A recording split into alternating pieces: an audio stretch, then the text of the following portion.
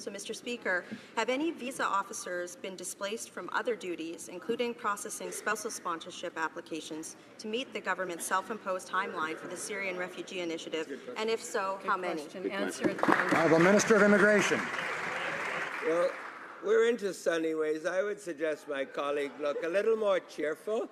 But in answer to her question, and I will give an answer, I can assure her that my department has assured me that no people have been displaced from other refugees. There will be no impact on their end.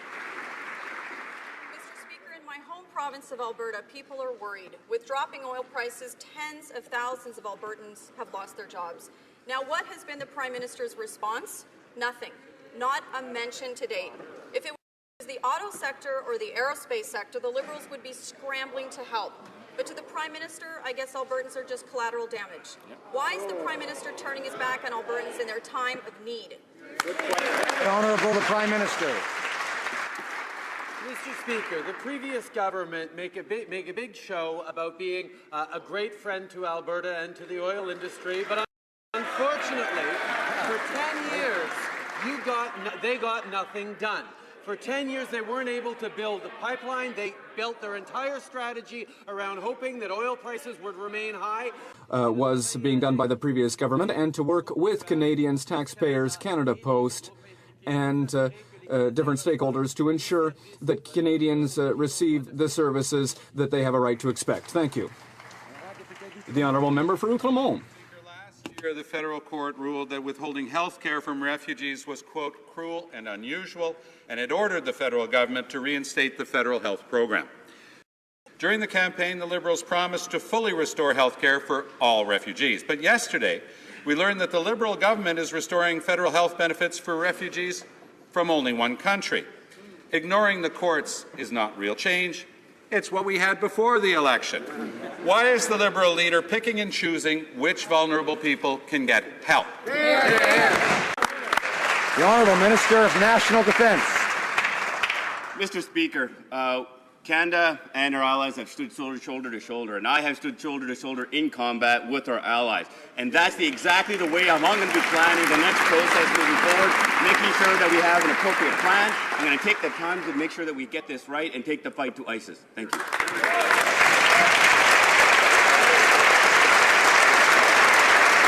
The Honourable Member for Selkirk, Interlake, Eastman.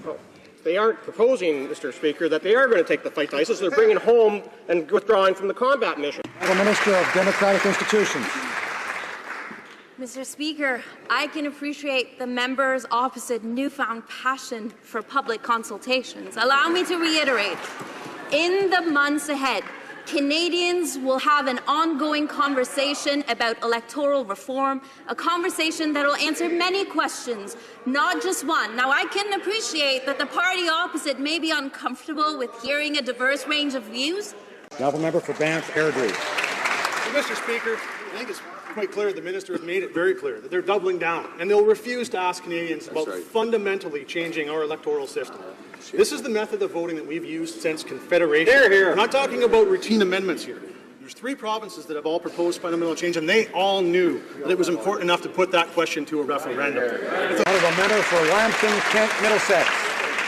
Mr. Speaker, the Liberal government is punishing law-abiding gun owners again, bringing in a needless permit regime that would require gun owners to get a permit every single time they go hunting or go to the range. Clearly, it's a gateway to bring back the billion-dollar gun registry and make life as difficult as possible for rural Canadians. The Honourable Member for Leeds, Grenville, Thousand Islands and Rideau Lakes. Mr. Speaker, the member for Ajax said this week that to presume the outcome of consultations on electoral reform is nonsense, but that's exactly what the Liberals are doing. They've already decided for Canadians that one option isn't on the table, and they won't commit to giving Canadians a say in a referendum. Now the member for Chilliwack, Hope.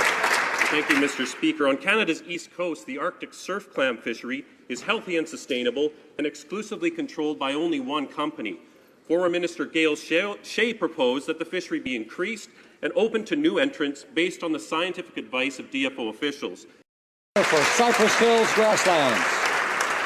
Mr. Speaker, yesterday when answering a question, the Minister of Global Affairs mocked and laughed at the notion of muzzling officials, but that's exactly what he's doing.